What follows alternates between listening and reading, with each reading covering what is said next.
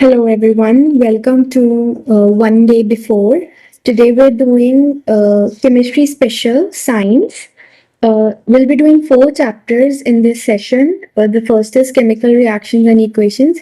Second is acid, bases and salt. Third is metals and non-metals. And the fourth chapter is carbon and its compound. तो हम start कर रहे हैं अपने first chapter से, which is chemical reaction and equations. रासायनिक अभिक्रिया एवं समीकरण से हम स्टार्ट कर रहे हैं। सबसे पहले हम देख लेते हैं रासायनिक समीकरण होते क्या हैं।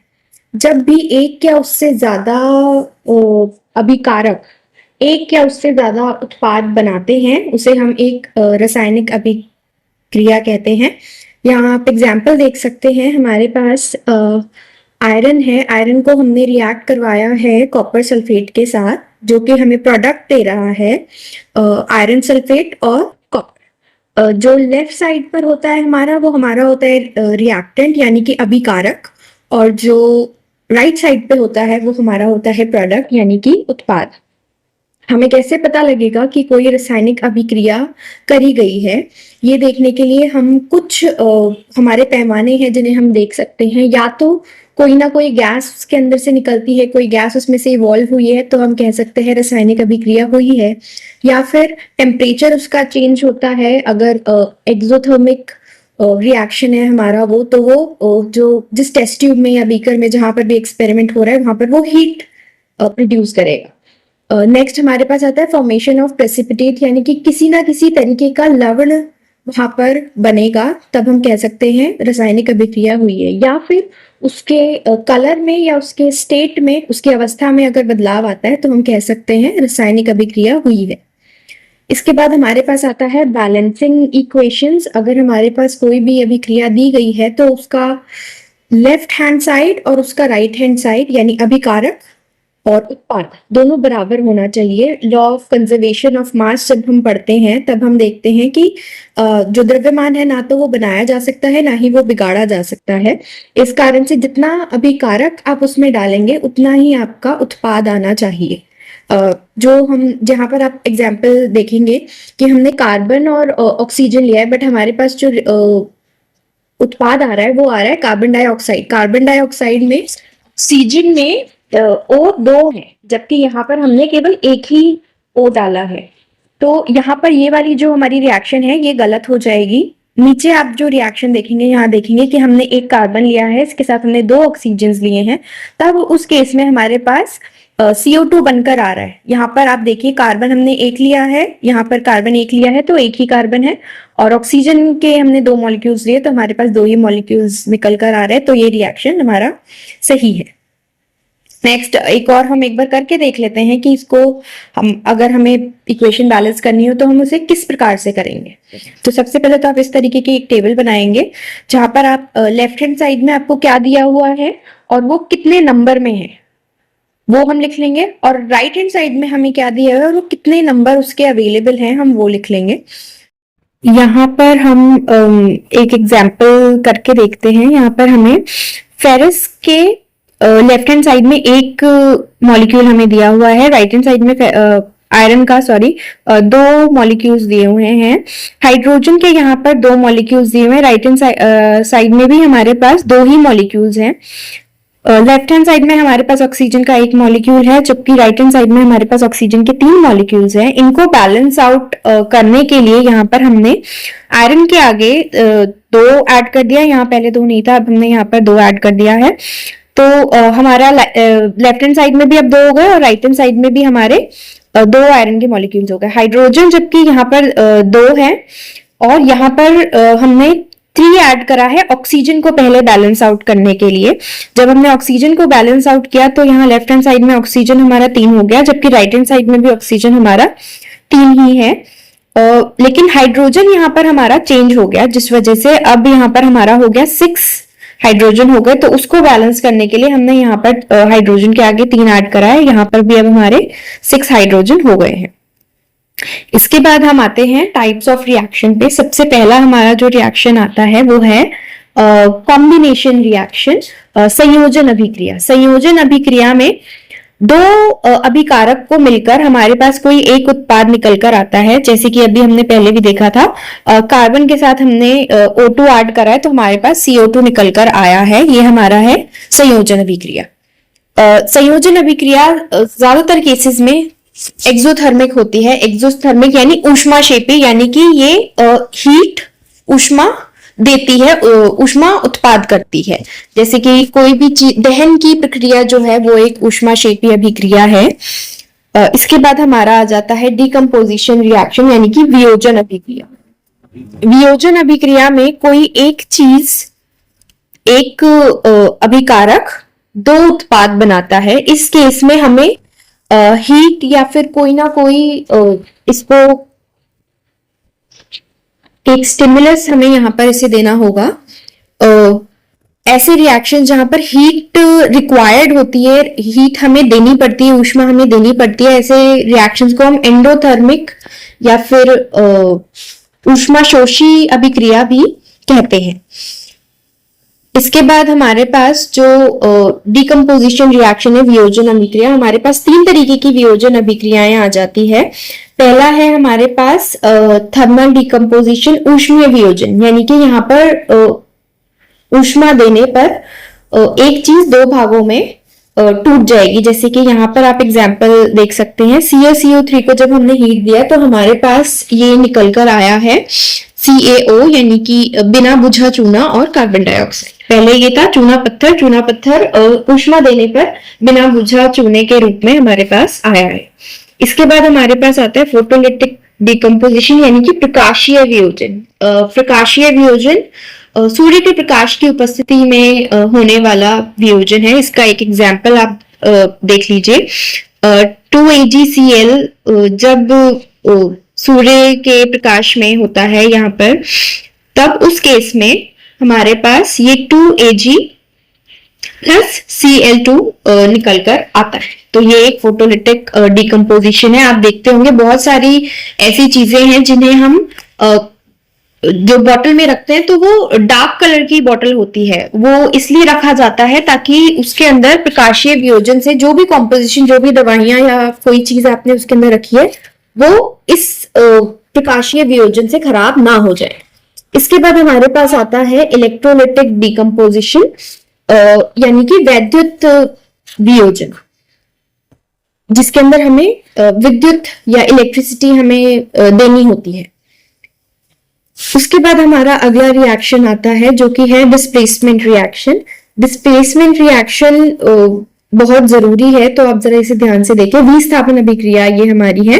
विस्थापन हमारी क्रिया जो होती है वो किसी भी धातु की अभिक्रियाशीलता पर निर्भर करता है कि कौन सा धातु किस धातु को अपनी जगह से विस्थापित करेगा। जैसे कि यहाँ पर जो जिंक है, जिंक ज्यादा रिएक्टिव है कॉपर से। आप यहाँ पर रिएक्टिविटी सीरीज में देख सकते हैं, जिंक जो है वो कॉपर से ऊपर आता है, और तो जिंक ज्यादा रिएक्टिव है। मतलब इस वजह से यहाँ इस रिएक्शन में जिंक कॉपर को विस्थापित करके उसकी जगह पर लग जाएगा और बना लेगा जिंक सल्फेट, और कॉपर को वो उसकी जगह से हटा देगा। ये हमारा है डिस्प्लेसमेंट रिएक्शन, विस्थापन अभिक्रिया। इसके बाद हमारा आता है डबल डिस्प्लेसमेंट रिएक्शन, द्विविस्थापन अभिक्रिया। द्विविस्थापन अभिक्रिया में कोई भी किसी को जबरदस्ती अपनी जगह से नहीं हटाता है। बेसिकली यहाँ पर जगहों का आदान प्रदान होता है। जैसे कि फॉर एग्जांपल आप यहाँ देखेंगे, हमारे पास Na2SO2 है, इसको हमने ऐड करा BaCl2 के साथ, सोडियम क्लोराइड के साथ, तो ये यहाँ पर हमें देगा BaSO4 barium sulphate plus NaCl। ये हमारा रिएक्शन यहाँ पर आया है। यहाँ आप देखेंगे जो सोडियम था उसने जगह ले ली बेरियम की, और जो बेरियम था उसने जगह ले ली सोडियम की। तो ये हमारा है डबल डिस्प्लेसमेंट रिएक्शन, द्विविस्थापन अभिक्रिया। नेक्स्ट हमारे पास आता है ऑक्सीडेशन और रिडक्शन रिएक्शन। उपचयन और अपचयन दोनों ही बहुत जरूरी हैं। उपचयन में एक इलेक्ट्रॉन, तीन चीजें हो सकती हैं, इन तीनों में से कोई भी एक चीज अगर होती है तो उस केस में हम कहेंगे कि उपचयन अभिक्रिया हुई है। अगर या तो वो अपना कोई एक इलेक्ट्रॉन खो दे तो हम कहेंगे उपचयन अभिक्रिया हुई है, या फिर उसके अंदर ऑक्सीजन आकर ऐड हो जाए तो हम कहेंगे उपचयन हुआ है, या फिर उसके अंदर से हाइड्रोजन हट जाए तब हम कहेंगे ऑक्सीडेशन उपचयन हुआ है।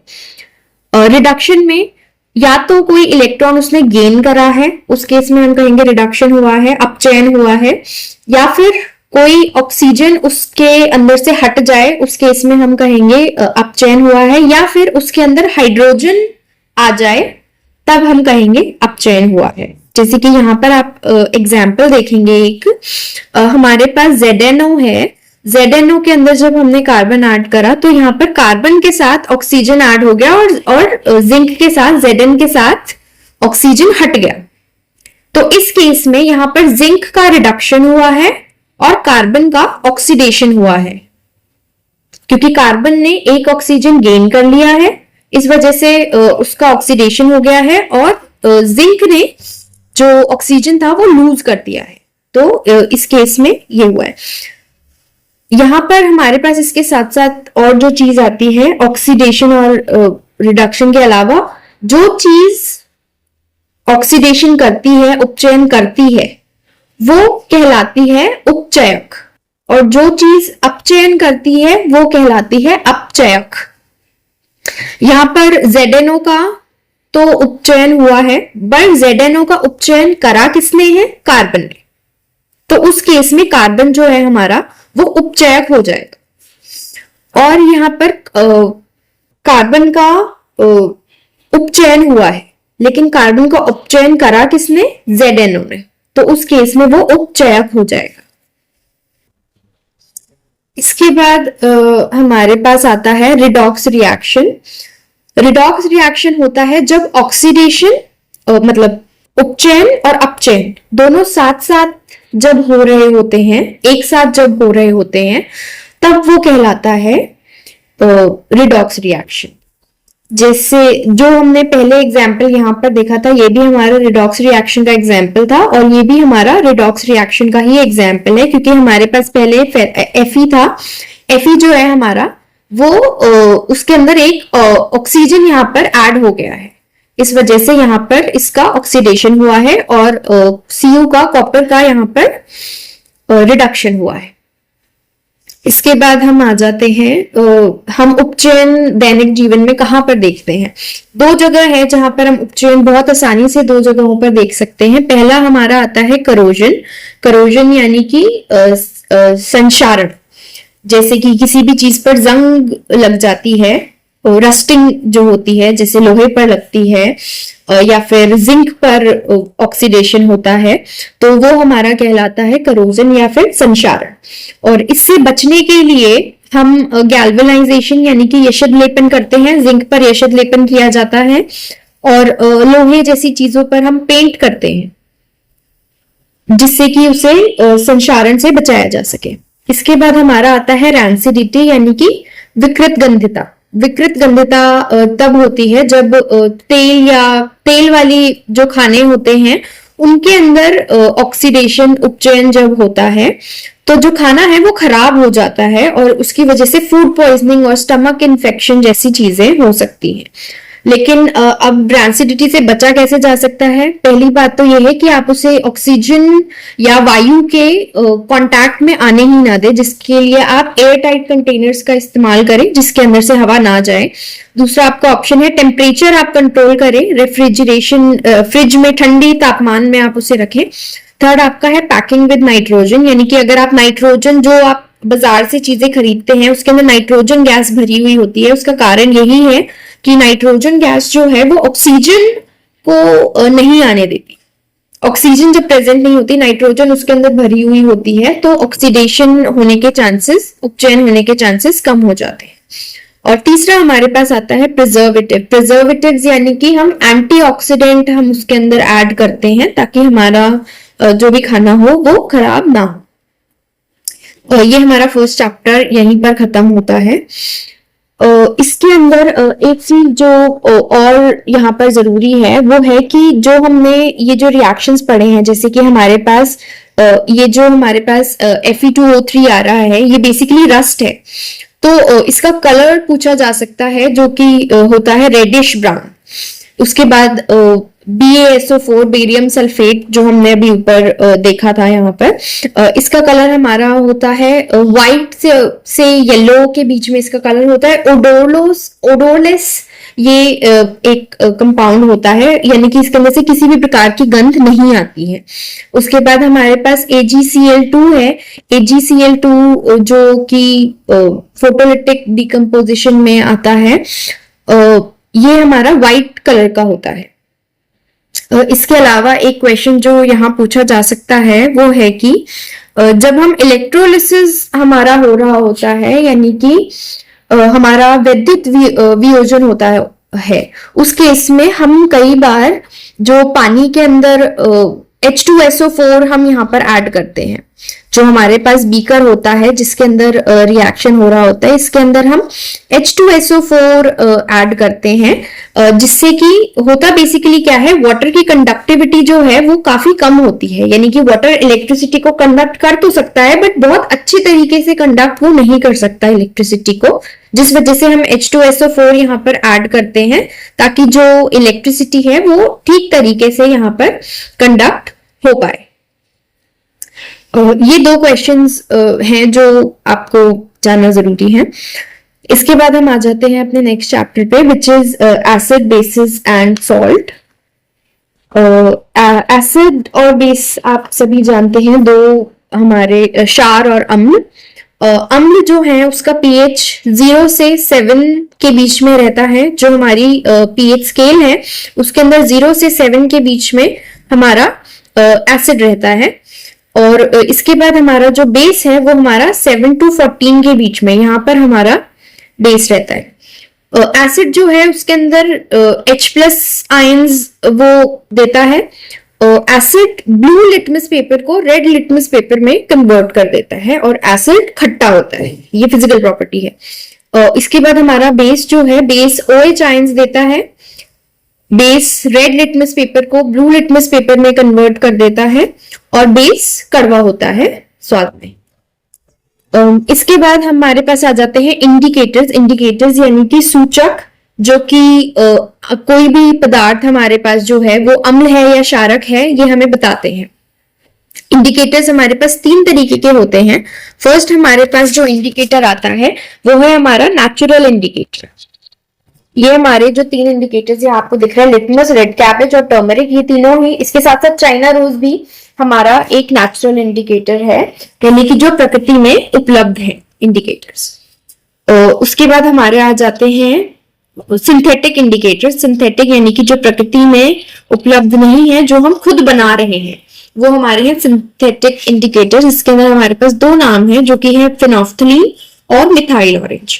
उसके बाद हमारे पास आ जाते हैं ऑल्फैक्टरी इंडिकेटर्स। ऑल्फैक्टरी इंडिकेटर्स वो होते हैं, ऑल्फैक्टरी सूचक वो होते हैं जो रंग ना बदल के बल्कि गंध, अपने सुगंध में परिवर्तन लाकर हमें बताते हैं कि कोई चीज अम्ल है या क्षारक है।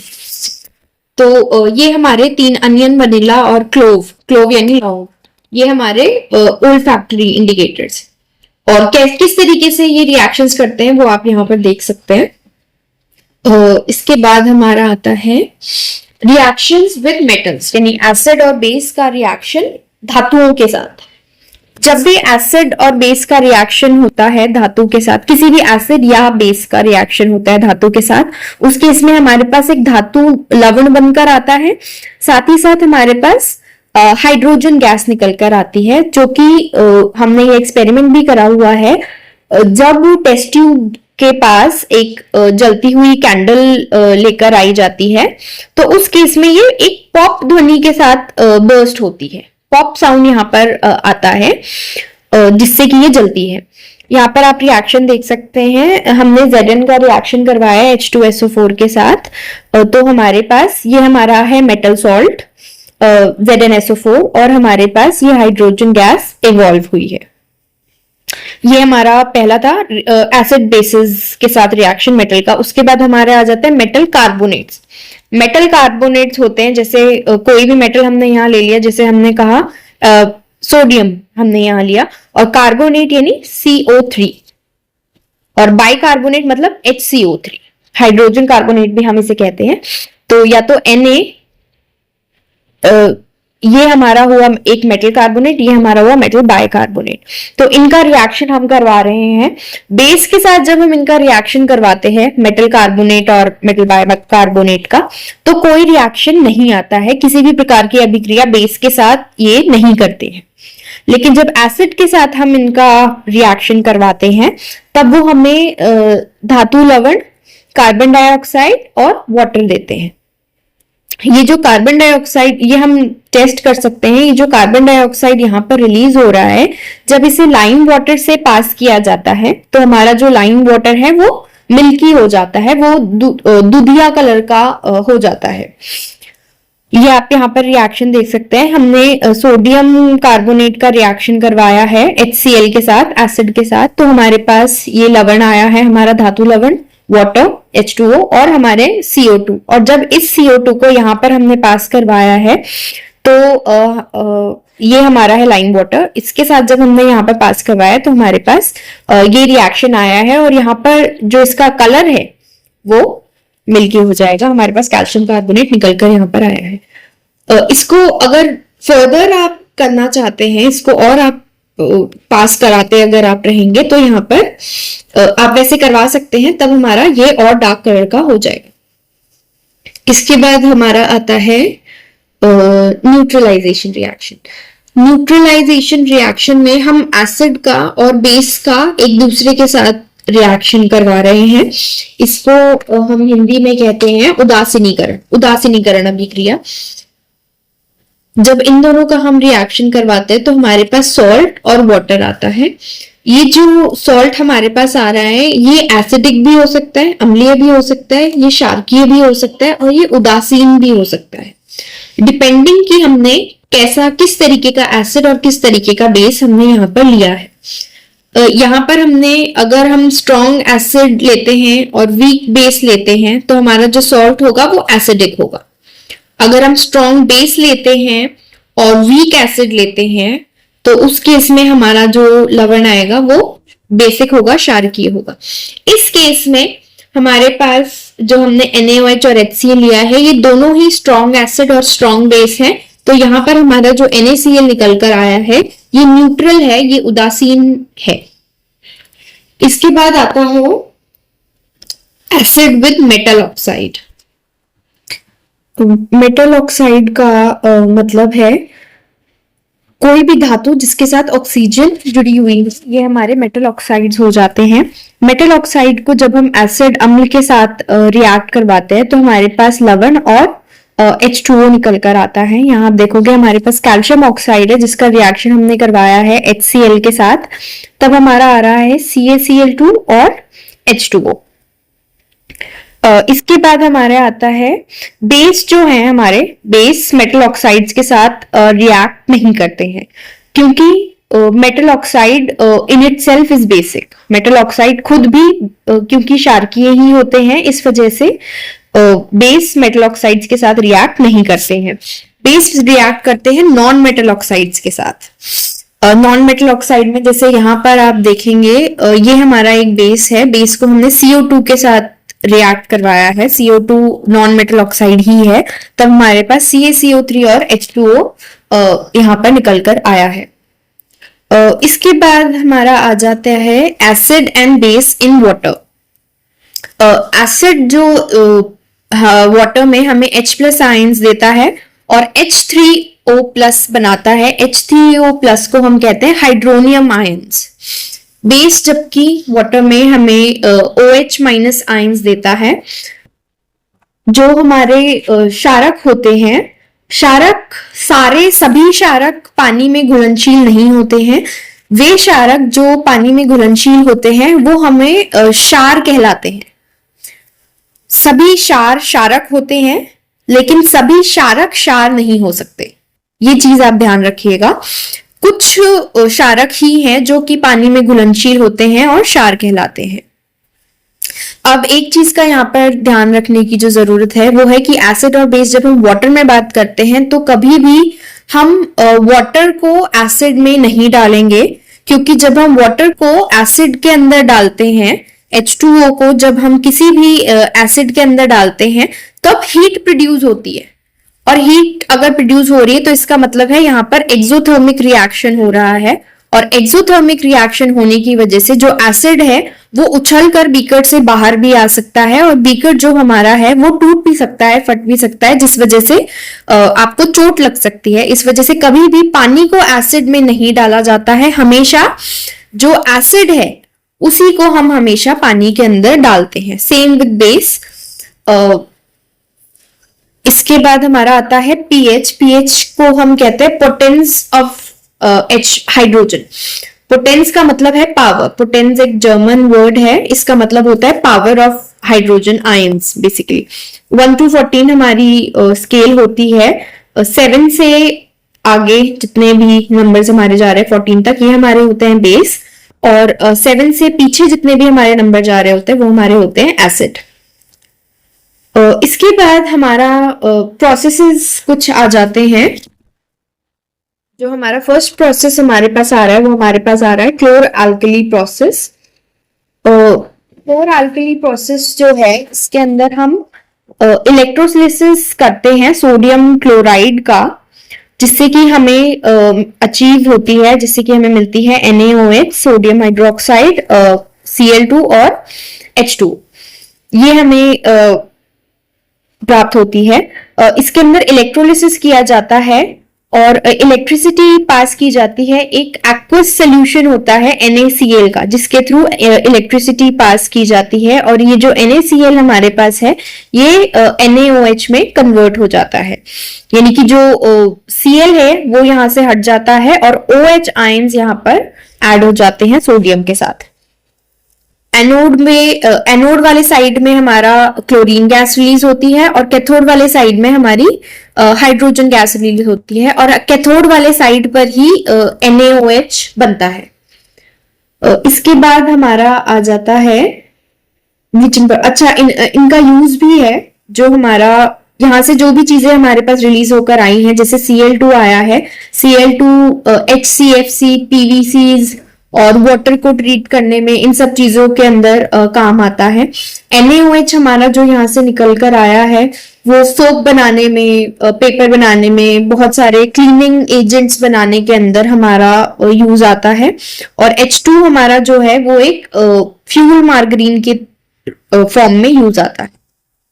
इसके बाद आ जाता है हमारे पास ब्लीचिंग पाउडर। ये ब्लीचिंग पाउडर का हमारा फॉर्मूला है, ये याद करना। ये सभी फॉर्मूलाज जो हमारे पास आ रहे हैं ये सभी याद करने जरूरी हैं। तो इसके लिए हम CaOH2 लेते हैं और इसके साथ हम ऐड करते हैं Cl2, और हमारे पास बनकर आ जाता है CaOCl2। ये हमारा है bleaching powder. Next we have baking soda. Baking soda is NaHCO3, ये इसका फॉर्मूला है। इसके लिए हम NaCl के अंदर वाटर और कार्बन डाइऑक्साइड और NH3 यहाँ पर हम ऐड करते हैं, तब हमारा ये NH4Cl और NaHCO3 बनकर आता है, जो कि हमारा है बेकिंग सोडा। बेकिंग सोडा को अगर आपको बेकिंग पाउडर में कन्वर्ट करना हो तो आप बेकिंग सोडा और टार्टरिक एसिड उसके अंदर ऐड कर दोगे। इसके बाद अच्छा, बेकिंग सोडा, एक क्वेश्चन ये भी आ सकता है, बेकिंग सोडा जो है वो केक्स और खमीर वगैरह में यूज आता है, क्योंकि जो कार्बन डाइऑक्साइड इसके अंदर से निकलती है वो जो भी आप चीज बना रहे हो उसे फुला देती है। लेकिन बेकिंग सोडा को एक्टिवेट करने के लिए आपको इसके अंदर कोई एसिड डालना होता है, इसीलिए आप ज्यादातर केसेस में देखते हैं कि कभी भी कोई जब बेकिंग सोडा का यूज होता है तो दही या कुछ ऐसी चीज उसके अंदर डाली जाती है ताकि बेकिंग सोडा एक्टिवेट हो सके।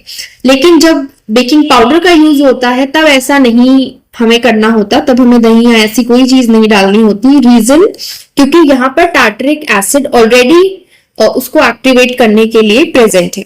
ये एक डिफरेंस है हमारा जो बेकिंग सोडा और बेकिंग पाउडर में भी आता है। इसके बाद हमारा आता है वॉशिंग सोडा। वॉशिंग सोडा का हमारा फॉर्मूला है Na2CO3। ये डॉट है, डॉट 10H2O। ये जो डॉट 10H2O ये सेपरेट या प्लस में इसके नहीं है, ये 10 मॉलिक्यूल्स हैं हाइड्रोजन वाटर के H2O के जो कि इसके साथ प्रेजेंट है, और इसको हम कहते हैं वाटर ऑफ क्रिस्टलाइजेशन, क्रिस्टलीकरण का पानी, क्रिस्टलीकरण का जल इसे कहा जाता है। तो ये इसका बनने का प्रोसेस है, हम Na2CO3 लेते हैं, उसके साथ हम 10 मॉलिक्यूल्स ऐड कर देते हैं, और जब ये मॉलिक्यूल्स क्रिस्टलाइज होकर इसके साथ ऐड हो जाते हैं तब हमारा बन जाता है वॉशिंग सोडा। देन हमारे पास आता है plaster of Paris. Plaster of Paris में हमारे पास ये प्लास्टर ऑफ पेरिस का फॉर्मूला है। प्लास्टर ऑफ पेरिस में हमें ध्यान रखने की दो चीजें हैं। फर्स्ट, प्लास्टर ऑफ पेरिस जो पीओपी होता है, पीओपी के अंदर वाटर ऑफ क्रिस्टलाइजेशन हाफ होता है, और जब इसके अंदर और वाटर ऐड कर दिया जाता है 1/2 H2O जब इसके अंदर ऐड किया जाता है तभी बन जाता है CaSO4.2H2O। ये जो जब ये 2H2O बन जाता है तभी हमारा आ जाता है जिप्सम के फॉर्म में, और इसका बहुत जगहों पर पीओपी का बहुत जगहों पर यूज होता है। घर की दीवारों पर इसे लगाया जाता है, और जो प्लास्टर चढ़ता है, अगर किसी की चोट लग जाती है तो हाथों पर जो हाथ पैरों पर जो प्लास्टर चढ़ता है वो भी पीओपी से ही बनता है, और उसके अलावा बहुत सारे खिलौने और सामान बनाने के लिए पीओपी का यूज किया जाता है। पीओपी के अंदर जब हम वाटर मिलाते हैं, जब वो वेट फॉर्म में होता है तब वो जिप्सम कहलाता है, और इसी जिप्सम को जब आप हीट करते हो और जो वाटर ऑफ क्रिस्टलाइजेशन है वो रिमूव हो जाता है तब ये जिप्सम वापस आपको पीओपी के फॉर्म में मिल जाता है। ये यहाँ पर हमारा एसिड बेसिस एंड सॉल्ट्स का चैप्टर खत्म हुआ है। यहाँ पर एक चीज आप जो 2-3 क्वेश्चंस एक्स्ट्रा जो आपको ध्यान रखने की जरूरत है, कई बार आप देखते हैं कि समर्स में चीजें जो हैं जल्दी खराब होती हैं, इस वजह से एक तो उनको फ्रिज में रखा जाता है। सेम चीज हम सर्दियों में नहीं करते, क्योंकि जो ऑक्सीडेशन वगैरह हो रहा है हमारा वो सर्दियों में उसका होने की जो गति है वो कम है, जबकि गर्मियों में टेम्परेचर ज्यादा होने की वजह से इसकी गति ज्यादा है। साथ ही साथ आप देखेंगे गर्मियों में जो दूध वाले भैया होते हैं वो कई बार दूध के अंदर बेकिंग सोडा ऐड कर देते हैं। रीजन क्या है इसका? ताकि बेकिंग सोडा जो है हमारा वो एक बेस है, और वाटर के अंदर लैक्टिक एसिड होता है, तो बेस ऐड करने की वजह से जो एसिड होता है वो न्यूट्रलाइज हो जाता है। तो इस वजह से, ताकि जो हमारा दूध है वो खट्टा ना हो और खराब ना हो, इस वजह से उसके अंदर बेकिंग सोडा ऐड किया जाता है। इसके अलावा जो पीएच स्केल है, पीएच स्केल में जो जैसे जो गैस्ट्रिक एसिड है ये हमारा HCl होता है।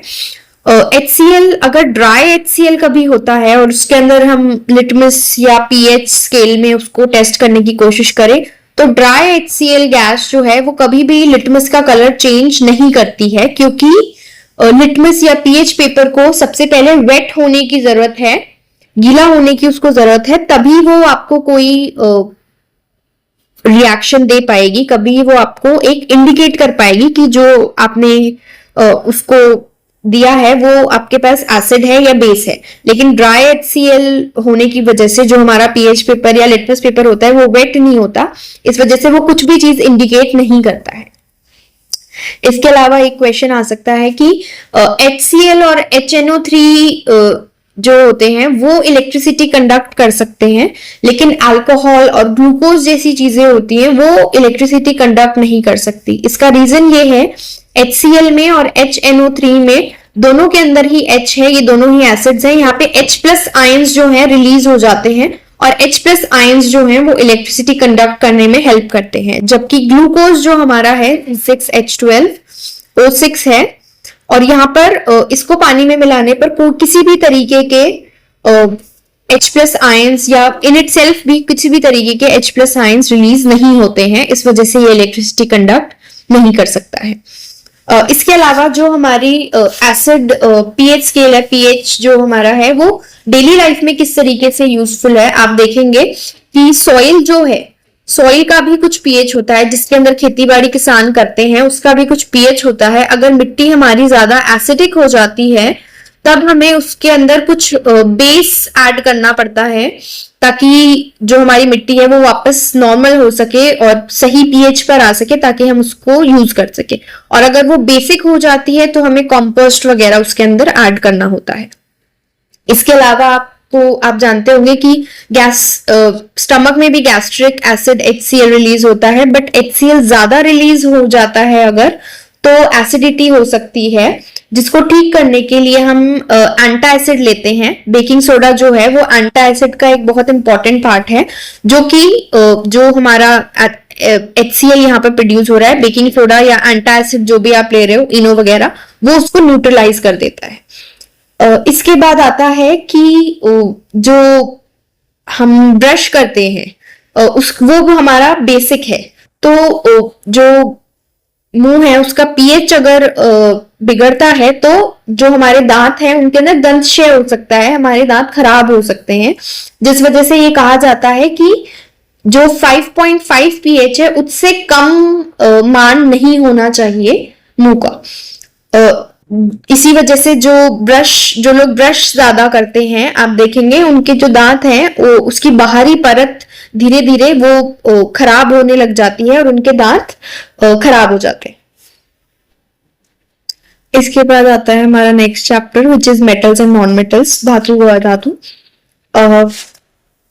धातु की कुछ भौतिक गुण है, जैसे कि जो हमारी मैलेबिलिटी की प्रॉपर्टी आ जाती है यहाँ पर, आघात वर्धनीयता, डक्टिलिटी यानी कि उसे खींचकर लंबे तारों में कन्वर्ट किया जाता है, लस्ट्रस चमक, सुचालक वो होता है, उसके साथ साथ वो ठोस होता है, एक्सेप्ट उसके कुछ अपवाद है जैसे कि हमारा सोडियम और पोटेशियम।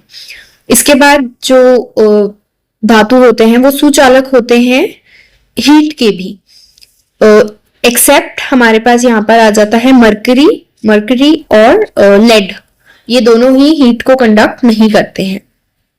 इसके बाद सबसे पहले हमारे आ जाती है धातु का रिएक्शन, धातु की अभिक्रिया ऑक्सीजन के साथ। धातु वायु के साथ अभिक्रिया करता है और अभिक्रिया करके वो मेटल ऑक्साइड बनाता है। लेकिन जो हमारी रिएक्टिविटी सीरीज है, जो हमने अभी पहले भी पढ़ी है, रिएक्टिविटी सीरीज में जो नीचे की तरफ धातु है वो वायु के साथ अभिक्रिया नहीं करता है, जैसे कि गोल्ड जो है Au वो धातु के साथ अभिक्रिया नहीं करता है। इसके बाद हमारी आती है एम्फोटेरिक ऑक्साइड्स। एम्फोटेरिक ऑक्साइड्स, उभयधर्मी ऑक्साइड्स, वो ऑक्साइड्स होती हैं जो कि एसिड के साथ भी और बेस के साथ भी रिएक्ट कर सकती हैं। तो यहाँ मेटल ऑक्साइड्स जो यहाँ हमारी बनी हुई है रिएक्ट करती है एसिड या बेस के साथ, तो वो प्रोड्यूस करती है सॉल्ट और वाटर। जैसे यहाँ पर हमने AlO3 को HCl यानी एसिड और NaOH यानी बेस दोनों के साथ रिएक्ट करवाया है। दोनों केसेस में हमारे पास सॉल्ट आए हैं डिफरेंट टाइप्स के और साथ में water. Then we have reaction with water.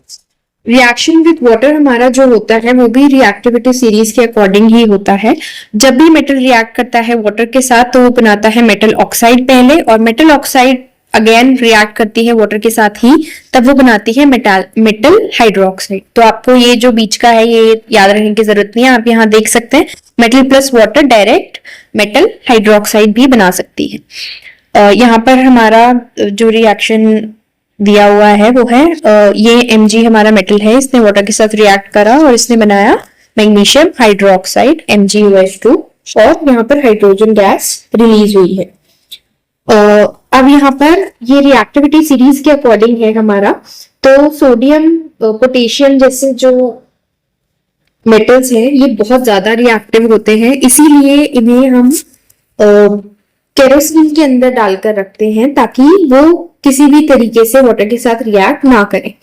Calcium भी हाईली रिएक्टिव होता है। कैल्शियम को जब वाटर में डाला जाता है तो वो बहुत अच्छी तरीके से रिएक्ट करता है, और ये जो हाइड्रोजन गैस यहाँ पर रिलीज हुई है कैल्शियम के अंदर, कैल्शियम को जब हम डालते हैं तो हाइड्रोजन गैस जो रिलीज होती है वो इसके बबल्स के फॉर्म में यहाँ पर स्टिक हो जाती है, चिपक जाती है, और जिस वजह से ये जो कैल्शियम है ये वाटर के अंदर फ्लोट करने लगता है। ये क्वेश्चन पूछा जा सकता है, ये इंपॉर्टेंट है। उसके बाद मैग्नीशियम जो सोडियम, पोटेशियम और कैल्शियम है, ये किसी भी तरीके के वाटर के साथ आराम से रिएक्ट कर सकते हैं। मैग्नीशियम सिर्फ हॉट वाटर के साथ रिएक्ट करेगा, कोल्ड वाटर के साथ मैग्नीशियम रिएक्ट नहीं करेगा। आयरन और एल्यूमिनियम जो है वो स्टीम के साथ रिएक्ट करेंगे, वो कोल्ड वाटर के साथ रिएक्ट नहीं करेंगे। इसके बाद हमारे पास जो लेड, सिल्वर और गोल्ड जो है वो बिल्कुल भी किसी भी तरीके से वाटर के साथ रिएक्ट नहीं करेंगे। Then we have metals, metal reaction with acid. ये हमने अभी पीछे भी पढ़ा था एसिड बेसिस सॉल्ट में कि मेटल जब भी एसिड के साथ रिएक्ट करेगा वो मेटल सॉल्ट बनाएगा और उसके अंदर से हाइड्रोजन गैस इवॉल्व होगी। Then we have a thing called aqua regia. Aqua regia Latin word है, इसका इंग्लिश ट्रांसलेशन है रॉयल वाटर। एक्चुअल में ये वाटर नहीं है, एक्चुअल में ये है कॉन्सेंट्रेटेड HCl, सांद्र HCl और सांद्र HNO3 का मिश्रण है। ये 3:1 में ये ऐड किया जाता है और ये दोनों, ये जो मिश्रण है एक्वा रीजिया जो है, ये गोल्ड और प्लैटिनम को भी गलाने में समर्थ है। Then we have the reactivity series. अभिक्रिया हमारे पास किस तरीके से होती है कि जो हमारे पास अभिक्रिया सीरीज में सबसे नीचे है, जैसे कि ये गोल्ड, सिल्वर, मर्करी, ये सबसे कम रिएक्ट करते हैं किसी भी चीज के साथ। पोटेशियम, सोडियम, कैल्शियम, ये बहुत ज्यादा हाईली रिएक्टिव है। पोटेशियम और सोडियम तो हम जानते हैं, हम उन्हें केरोसिन के अंदर रखते हैं, हम एयर के साथ भी उसे एक्सपोज नहीं कर सकते वरना वो कंबस्ट हो जाएगा। और जो बीच में आते हैं ये हमारे मीडियम रिएक्टिविटी वाले हैं। Then we have ionic compounds. Ionic यौगिक वो होते हैं जो कि यौगिक बनता है किसी तरीके से इलेक्ट्रॉन को खोकर और लेकर, जैसे यहाँ पर हमारे पास Ca और Cl है। तो कैल्शियम जो है, कैल्शियम को अगर हम बांटेंगे तो वो इस तरीके से आएगा 2882। तो ये जो आखिरी का जो 2 इलेक्ट्रॉन्स हमारे हैं, अगर इन 2 इलेक्ट्रॉन्स को ये खो देता है तो ये 288 यानी कि आर्गन का जो डिस्ट्रीब्यूशन है वो ये अचीव कर लेता है। तो यहाँ कैल्शियम 2 अपने इलेक्ट्रॉन्स खोकर 2+ हो जाएगा। और क्लोरीन जो है, क्लोरीन यहाँ पर आप देखेंगे 2 हैं, तो दोनों क्लोरीन एक यहाँ पर जो इलेक्ट्रॉन इसने खोया है ये यहाँ पर गेन कर लेंगे और ये दोनों भी जो अपना लास्ट शेल है उसे कंप्लीट कर लेंगे और इन दोनों के बीच में यहाँ पर जो बॉन्ड बनेगा उससे हमारे पास CaCl2 बनकर आता है। तो ये हमारा है एक आयनिक कंपाउंड, आयनिक यौगिक। आयनिक यौगिक जो होते हैं वो जिस तरीके से धातु होते हैं, धातु जो है अघातवर्धनीय होते हैं, उन्हें हम तोड़ के शीट में परिवर्तित कर सकते हैं। लेकिन जो आयनिक कंपाउंड्स होते हैं वो कठोर होते हैं और भंगुर होते हैं, यानी अगर आप उन पर हथौड़ा मारोगे तो वो टूट जाएंगे। इनका हाई गलांक और कुंथांक होता है। ये जब एक्वस स्टेट या फिर पिघले हुए स्टेट में होते हैं केवल तभी ये सुचालक हो सकते हैं विद्युत के, वरना ये सुचालक नहीं है विद्युत के। और ये सभी जो है वो पानी में घुलनशील है। इसके बाद हमारे आ जाते हैं एलॉयज। एलॉयज का मतलब है मिश्रित धातु, यानी कि 2 या 2 से ज्यादा धातुओं को मिलाकर हम कोई एक नया कंपाउंड बनाते हैं। जैसे कि आप स्टील को देखेंगे, स्टील भी एक मिश्रित धातु का रूप है। तो स्टील बनाने के लिए हम लोहे के अंदर निकल और क्रोमियम को ऐड करते हैं, जिससे कि जो हमारा स्टेनलेस स्टील आता है वो जंग रोधी हो जाता है। वैसे इसी तरीके से ब्रास के अंदर हम कॉपर और जिंक ऐड करते हैं। ब्रॉन्ज के अंदर भी हम कॉपर और टिन ऐड करते हैं। सोल्डर बनाने के लिए हम यहाँ पर लेड और टिन ऐड करते हैं। एमाल्गम बनाने के लिए हम यहाँ पर HD और बाकी कोई भी दूसरा मेटल हम यहाँ पर ऐड करते हैं। इसके बाद हमारे आते हैं ओर्स। ओर्स काफी इंपॉर्टेंट है।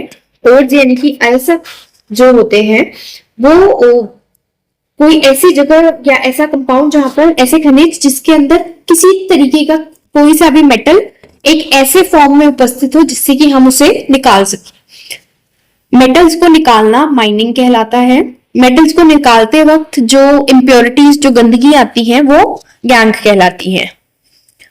सबसे पहले हम रिएक्टिविटी सीरीज में जो लो रिएक्टिविटी वाले हैं, कम अभिक्रियाशील जो धातु हैं उनकी हम यहाँ बात करते हैं। इनको हम ऑक्सीजन के साथ हीट करते हैं। जैसे यहाँ पर हम मरकरी निकालने की कोशिश कर रहे हैं सिनाबार से। जब HgS होता है उसे हम सिनाबार कहते हैं। इसको जब हम हीट करते हैं तो ये हमारा मेटल ऑक्साइड बना लेता है, HgO बनाता है, और इसको हम और हीट करते हैं तो हमारे पास मरकरी प्योर फॉर्म में निकल कर आ जाता है। सेम यहाँ पर हमने करा है कॉपर के साथ कि हमारे पास Cu2S था तो इसको हमने हीट करा और हीट करके हमारे पास ये Cu प्योर फॉर्म में आ गया। इसके बाद आता है metal of medium reactivity. Medium reactivity के जो मेटल्स होते हैं इनको निकालने का हमारे पास कुछ तरीके होते हैं अलग अलग। पहला हमारा आता है रोस्टिंग। रोस्टिंग को हम कहते हैं भ्रजन। इसके अंदर हम हीट करते हैं अपने जो भी हमारे पास धातु सल्फाइड है उसको हम एयर के साथ, ऑक्सीजन के साथ हीट करते हैं। ऑक्सीजन के साथ हीट करने पे ये मेटल ऑक्साइड बना लेता है और मेटल ऑक्साइड को दोबारा हीट करने पर हमारे पास प्योर फॉर्म में हमारा मेटल आ जाएगा। उसके बाद अगला हमारा प्रोसेस है कैल्सिनेशन, निस्थापन इसे हम कहते हैं। इसे हीट किया जाता है एब्सेंस में, यानी कि बिना वायु के, या फिर कुछ कंट्रोल्ड अमाउंट ऑफ वायु दी जाती है। कैल्सिनेशन के अंदर कार्बोनेट्स होते हैं। जैसे यहाँ पर हमारे पास S था, सल्फाइड था, इसी तरीके से यहाँ पर हमारे पास CO3 कार्बोनेट्स होते हैं जहां पर हम निस्थापन का उपयोग करते हैं। निस्थापन में हम कम वायु में इसको हीट करते हैं, तब हमारा मेटल ऑक्साइड बन जाता है और कार्बन डाइऑक्साइड इसमें से निकल कर आती है। इसके बाद हमारे पास आ जाता है स्मेल्टिंग। स्मेल्टिंग यानी अपचयन। अपचयन में हम हीट करते हैं इसे अगेन, लेकिन किसी एक रिड्यूसिंग एजेंट के साथ, यानी कि कोई एक ऐसा एजेंट जो कि ऑक्सीडाइज हो जाए, जो कि उपचयन जिसका हो सके। जैसे यहाँ पर हमारे पास ZnO है, ये यहाँ पर मेटल ऑक्साइड है, इसको हमने कोक के साथ जब हीट करा तो जो कोक था वो CO बन गया हमारा, और ये हमारा यहाँ पर ऑक्सीडाइज हो गया है। ऑक्सीजन जो है वो इसके साथ ऐड हो गया और Zn के ऊपर से हट गया है। इसके बाद हमारे आते हैं एल्यूमिनोथर्मिक रिएक्शंस। एल्यूमिनोथर्मिक, इसको हम थर्मिट रिएक्शन भी कहते हैं। इसके अंदर हम एल्यूमिनियम के साथ हीट करते हैं और जो ऑक्सीजन है वो एल्यूमिनियम के साथ ऐड हो जाता है और हमारा मेटल अलग से आ जाता है। इसकी स्पेशलिटी ये है कि ये एक एक्सोथर्मिक रिएक्शन है और इसके अंदर बहुत अमाउंट में हीट प्रोड्यूस होती है। क्योंकि इसके अंदर इतने अमाउंट में हीट प्रोड्यूस होती है, इसी वजह से इसको थर्मिट रिएक्शन भी बोला जाता है। और इसका उपयोग जो रेल की पटरी है, टूटी पटरियां, उनको जोड़ने में किया जाता है। इसके बाद हमारे आ जाते हैं मेटल्स ऑफ हाई रिएक्टिविटी, यानी कि वो धातु जो बहुत ज्यादा रिएक्टिव है। इनको निकालने के लिए हम इलेक्ट्रोलिसिस का उपयोग करते हैं। और ये जो हमारे पास एनोड है, जो पॉजिटिव हमारा साइड है, यहाँ पर अशुद्ध धातु उपस्थित है और ये हमारी शुद्ध धातु उपस्थित है। जब इनके अंदर से इलेक्ट्रिसिटी पास की जाती है तो अशुद्ध धातु में से जो धातु है वो इस तरफ जाकर इसके ऊपर चिपक जाती है और जो हमारी अशुद्धियां हैं वो नीचे जमा हो जाती है। इसके बाद हमारा आता है कार्बन एंड इट्स कंपाउंड। ये हमारा नेक्स्ट चैप्टर है, chapter 4, carbon and its compound. Carbon में 6 इलेक्ट्रॉन्स होते हैं और इसकी वैलेंसी, इसका जो डिस्ट्रीब्यूशन है वो 2 और 4 है। लास्ट शेल में इसके 4 इलेक्ट्रॉन्स है तो इसकी वैलेंसी 4 है। कार्बन जो है वो बाकी सारे धातुओं के साथ वो कोवेलेंट बॉन्ड बनाता है, सहसंयोजी आबंध बनाता है, आयनिक यौगिक वो नहीं बनाता है। कारण इसका ये है कि इलेक्ट्रॉन देने की बजाय ये जो 4 इलेक्ट्रॉन है ये दूसरे धातुओं के साथ शेयर कर लेता है। जैसे कि फॉर एग्जाम्पल अगर हम ले ऑक्सीजन, ऑक्सीजन जो है, ऑक्सीजन 2-6 इसकी डिस्ट्रीब्यूशन है। तो यहाँ पर CO2 अगर हमारा बनता है तो कार्बन के पास 4 इलेक्ट्रॉन्स है और ऑक्सीजन को दो इलेक्ट्रॉन्स, ऑक्सीजन जो है इसके अंदर 4 इलेक्ट्रॉन अपने खुद के हैं बाहरी शेल में और 2 इसके पास ऑक्सीजन अगर हैं तो ऑक्सीजन का जो डिस्ट्रीब्यूशन होता है वो हमारा होता है 2 और 6, यानी कि इसको अपना बाहरी शेल पूरा करने के लिए 2 इलेक्ट्रॉन्स की और आवश्यकता है और इसे अपना बाहरी शेल पूरा करने के लिए 4 इलेक्ट्रॉन्स की आवश्यकता है। तो यहाँ पर ऑक्सीजन जो है वो 2 इलेक्ट्रॉन कार्बन से शेयर करेगा और कार्बन ऑक्सीजन के 2 इलेक्ट्रॉन शेयर करेगा। सेम यहाँ पर भी ये वाला जो सेकंड ऑक्सीजन है ये कार्बन के 2 इलेक्ट्रॉन शेयर करेगा और कार्बन भी इस ऑक्सीजन से अपने 2 इलेक्ट्रॉन्स शेयर करेगा। तो इस तरीके से कार्बन का भी जो बाहरी शेल है वो पूरा हो चुका है। यहाँ पर 1 2 3 4 5 6 7 और 8 और ऑक्सीजन के भी जो बाहरी शेल है वो पूरा हो गया है और इन दोनों के बीच में यहाँ पर हमारा बन गया है सहसंयोजी आबंध। और यहाँ पर द्वि आबंध बने हैं। जब कार्बन किसी के साथ एक बॉन्ड बनाता है इसे हम कहते हैं एकल आबंध। कार्बन किसी के साथ 2 बॉन्ड बनाता है वो कहलाता है द्वि आबंध और कार्बन किसी के साथ 3 बॉन्ड बनाता है तो वो कहलाता है त्रिआबंध। कार्बन जो है वो बहुत सारे यौगिक अलग अलग तत्वों के साथ बना सकता है। इसके 2 कारण हैं। पहला कारण है श्रृंखलन, यानी कि कार्बन अपनी ही बहुत लंबी लंबी चेन्स बना सकता है और दूसरा कारण है चतुर्मुखी, यानी कि कार्बन के बाहरी शेल में 4 इलेक्ट्रॉन होने की वजह से बिल्कुल बीच में वो आता है। ना तो वो 4 इलेक्ट्रॉन्स किसी को दे सकता है ना ही वो 4 इलेक्ट्रॉन्स किसी से ले सकता है। इस वजह से 4 इलेक्ट्रॉन्स वो दूसरों से शेयर करता है। तो ये हमारा है, ये चतुर्मुखी हमारा होता है कार्बन। इसके बाद आते हैं कार्बन के अपरूप। अपरूप का अर्थ है कि जो हमारा तत्व होगा उसका फिजिकल फॉर्म, यानी कि जिस तरीके से वो अरेंज्ड है वो अलग होगा, लेकिन उसकी जो केमिकल प्रॉपर्टीज हैं वो रासायनिक गुण उसके सेम होंगे। कार्बन के जो अपरूप हम यहाँ पढ़ते हैं वो है डायमंड, हीरा, ग्रेफाइट और फ्लोरीन। डायमंड के अंदर हर कार्बन दूसरे कार्बन से 4 बॉन्ड्स बनाता है, जबकि ग्रेफाइट जो है वो दूसरे कार्बन से केवल 3 ही बॉन्ड्स बनाता है। डायमंड ऊष्मा का सुचालक होता है, जबकि ग्रेफाइट जो है वो विद्युत और ऊष्मा दोनों का ही सुचालक होता है। डायमंड कठोर होता है, सबसे कठोर धातु में डायमंड है और ग्रेफाइट जो है वो थोड़ा सॉफ्ट होता है। और इसके अलावा हमारे पास आता है फ्लोरीन, जो बकमिस्टर फ्लोरीन जिसे हम कहते हैं। इसके सबसे छोटे अपरूप में कम से कम 60 कार्बन प्रेजेंट होते हैं। इसके बाद हमारे आ जाते हैं स्ट्रक्चरल आइसोमर्स। स्ट्रक्चरल आइसोमर्स का अर्थ है संरचनात्मक समावयव। संरचनात्मक समावयव वो होते हैं जिनका फॉर्मूला तो सेम होता है। जैसे कि अगर हम पेंटेन की बात करें तो पेंटेन होता है C5H12। ये पेंटेन है, ये पेंटेन का फॉर्मूला है, लेकिन उसको जिस तरीके से बनाया जाता है वो अलग अलग है। ये हमारा एक नॉर्मल पेंटेन है।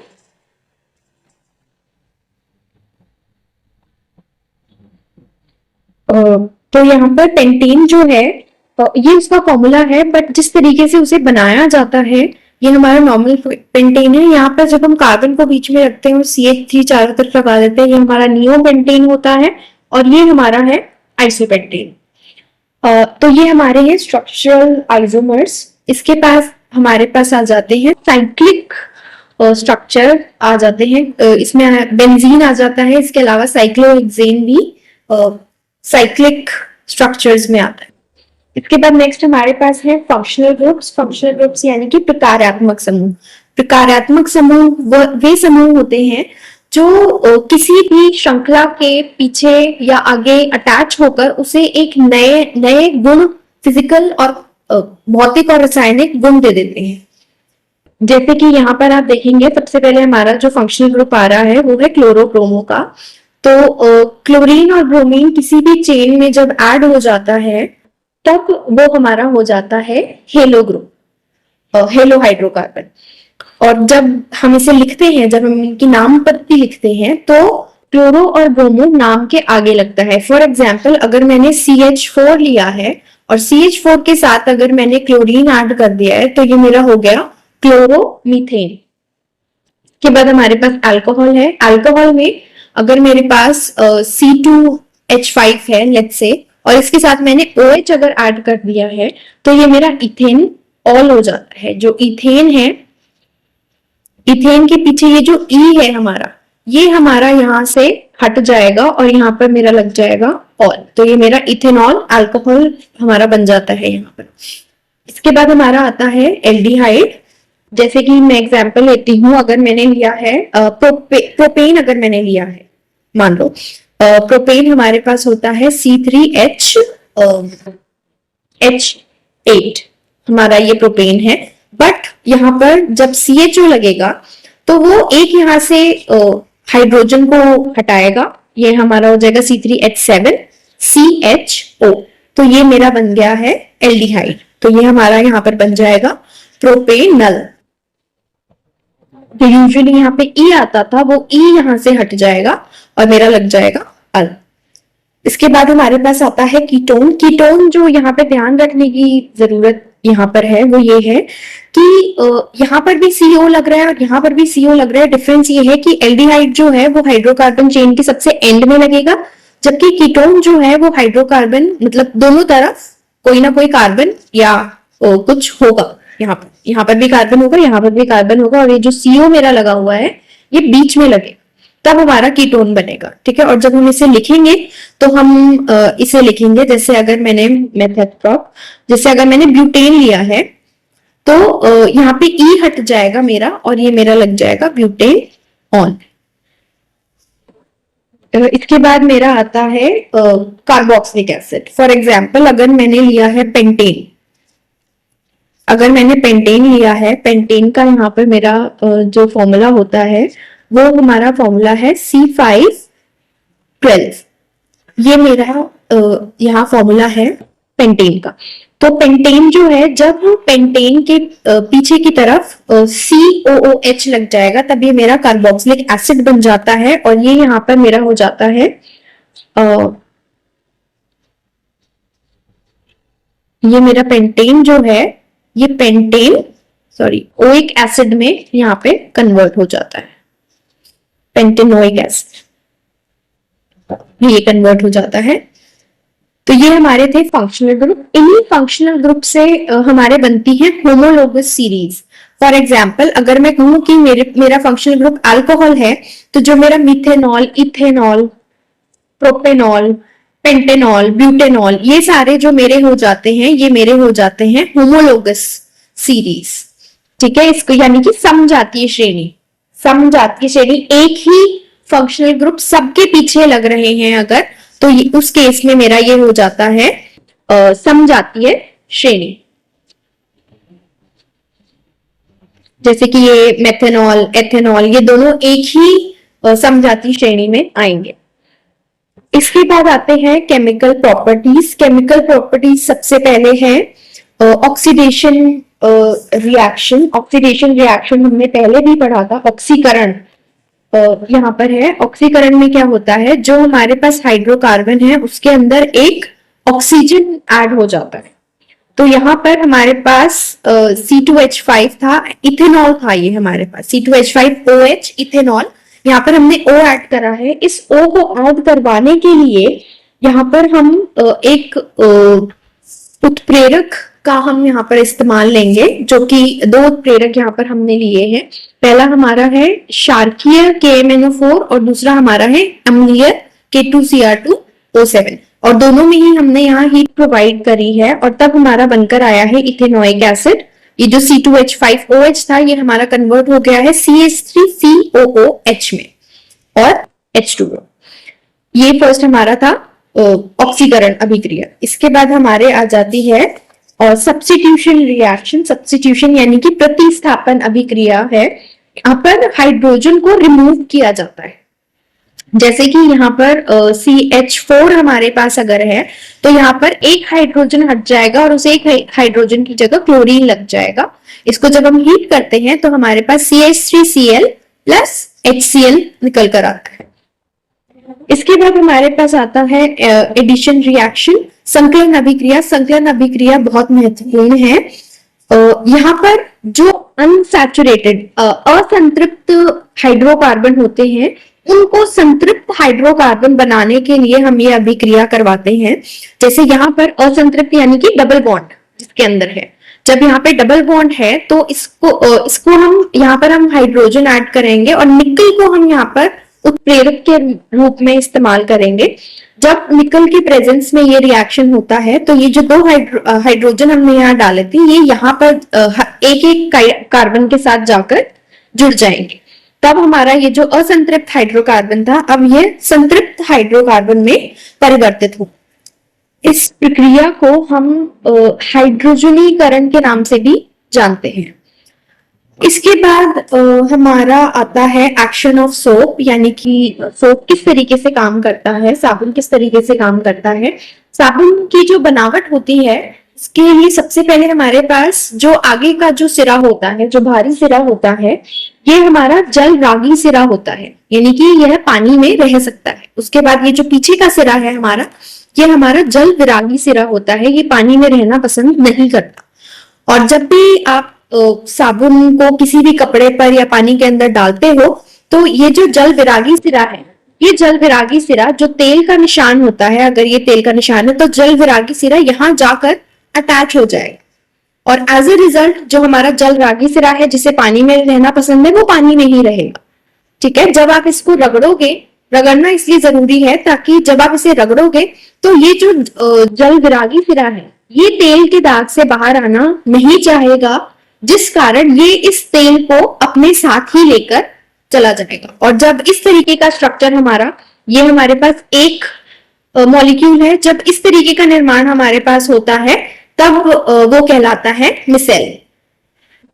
साबुन जो है, नॉर्मल साबुन आप जो यूज करते हो वो सॉफ्ट पानी में, नॉर्मल पानी में काम किया जा सकता है, लेकिन खारे पानी में वो काम नहीं करता है। इसका कारण क्या है, यहाँ पर जो जल रागी सिरा है जो सोडियम और या फिर पोटेशियम से बना हुआ है, ये सोडियम और पोटेशियम हार्ड वाटर के अंदर कैल्शियम और मैग्नीशियम आयंस होते हैं। इन कैल्शियम और मैग्नीशियम आयंस के साथ सोडियम और पोटेशियम रिएक्ट कर जाता है और बना लेता है स्कम, जिस वजह से पानी के अंदर रिएक्शन, मतलब सोप का जो रिएक्शन है वो नहीं हो पाता है। जबकि डिटर्जेंट जो है वो खारे पानी में भी काम करता है और मीठे पानी में भी डिटर्जेंट काम कर सकता है, क्योंकि वो स्कम नहीं बनाता है। इसके अलावा हमारे पास दो और चीजें आती हैं जो कि हैं इथेनॉल और इथेनोइक एसिड।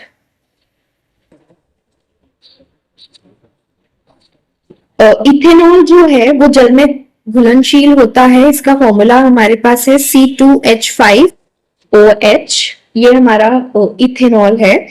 और इथेनोइक एसिड जो है उसका फॉर्मूला हमारे पास है CH3COOH, ये हमारा इथेनॉल है।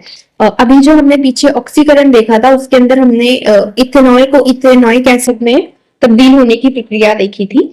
इथेनॉल जो है वो बहुत जगहों पर उपयोग किया जाता है, जैसे कि प्रयोगशालाओं में इथेनॉल को एज अ क्लीनिंग एजेंट, सफाई के लिए उपयोग किया जाता है। साथ ही साथ इथेनॉल बहुत सारे अल्कोहल्स में यूज किया जाता है, दवाइयों में और टॉनिक्स में भी इथेनॉल का इस्तेमाल किया जाता है। उसके बाद हमारा आता है ethanoic acid. Ethanoic acid 3 to 4% ethanoic acid अगर हम पानी में ऐड करते हैं तब वो हमारा सिरका बनकर आता है, जिसको हम खाने में इस्तेमाल लेते हैं, विनेगर जिसे हम आम भाषा में कहते हैं। और जो प्योर इथेनोइक एसिड होता है, यानी कि 99.9% इथेनोइक एसिड जो होता है वो ग्लेशियल एसिटिक एसिड भी कहलाया जाता है। इसका कारण ये है कि ग्लेशियल एसिटिक एसिड इसलिए इसे कहा जाता है क्योंकि ये कम टेम्परेचर पे बिल्कुल बर्फ के फॉर्म में आ जाता है, इस वजह से इसे हम ग्लेशियल एसिटिक एसिड भी कहते हैं। इसके अलावा एक प्रक्रिया हमारे पास जो आती है वो जो है एस्टरिफिकेशन। एस्टरिफिकेशन में क्या होता है, कार्बोक्सिलिक एसिड जो है वो सांद्र सल्फ्यूरिक एसिड के साथ मिलकर अल्कोहल के साथ अभिक्रिया करके एस्टर एक पदार्थ बनाता है जो कि बहुत ही जिसकी मीठी सुगंध होती है। जैसे यहाँ देखेंगे ये हमने कार्बोक्सिलिक अम्ल लिया है किसी भी एक हाइड्रोकार्बन का, इसको हमने ऐड करा है जब अल्कोहल के साथ OH, कोई भी अल्कोहल हमने यहाँ लिया है, H2SO4 कॉन्सेंट्रेटेड H2SO4 की प्रेजेंस में ये हमारे पास एस्टर बनाएगा और वाटर बनाएगा। इस प्रोसेस को हम कहते हैं एस्टरिफिकेशन। इसके बाद ये आता है सेपोनिफिकेशन। सेपोनिफिकेशन यानी साबुनीकरण हम इसे कहते हैं। इस केस में जो हमने एस्टर यहाँ पर बनाया था, ये एस्टर वापस अल्कोहल और कार्बोक्सिलिक एसिड बना लेगा। ये हमने यहाँ एस्टर लिया है। एस्टर को जब हमने, यहाँ हमारे पास कॉन्सेंट्रेटेड H2SO4 था, ये हमारे पास डाइल्यूटेड H2SO4 है और हमने इसे हीट दी है, तब ये वापस कार्बोक्सिलिक एसिड और अल्कोहल में चेंज हो गया है। तो ये हमारा प्रोसेस था साबुनीकरण। यहाँ पर हमारा चैप्टर 4th चैप्टर भी खत्म होता है। तो ये हमारा था 1 डे स्पेशल। अगर आपको कोई डाउट अभी भी इसमें रहता है या ऐसा कोई क्वेश्चन है, कोई पार्ट है जो समझ नहीं आया है, आप नीचे कमेंट करके बता दीजिए, हो सकेगा तो हम उस पे आंसर कर